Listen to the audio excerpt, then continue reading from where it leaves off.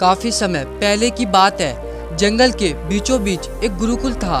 उस गुरुकुल में काफी शिष्य पढ़ते थे, लेकिन एक शिष्य पढ़ने में काफी ज्यादा कमजोर था। उसे बार बार समझाने पर भी कुछ समझ नहीं आता था। एक दिन वो शिष्य अपने गुरु के पास जाता है और कहता है, गुरुजी, मैं पढ़ने की बहुत कोशिश करता हूँ, लेकिन मुझे फिर भी कुछ समझ नहीं आता है। कोई ऐसा उपाय बताइए जिससे कि मैं भी और गुरु भाइयों की तरह पढ़ने में तेज हो जाऊं।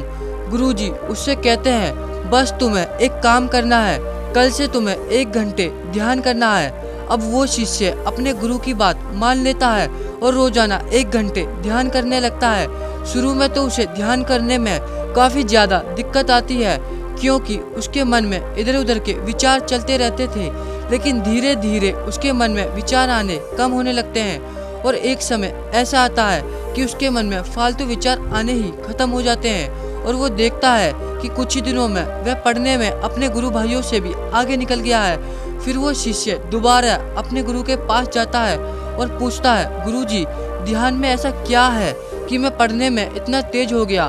फिर गुरुजी कहते हैं, ध्यान करने से हमारा मन शांत होता है और जब तक हमारा मन शांत नहीं रहेगा हम किसी भी काम को अच्छे से नहीं कर पाएंगे।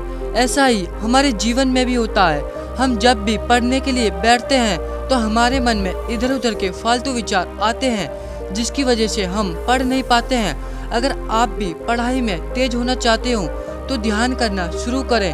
शुरू में ध्यान करने के लिए 1 मिनट का समय रखें और उसके बाद धीरे धीरे अपने ध्यान करने के समय को बढ़ाएं। जैसे जैसे आपका ध्यान करने का समय बढ़ता जाएगा, आप पढ़ने में भी तेज होते जाओगे।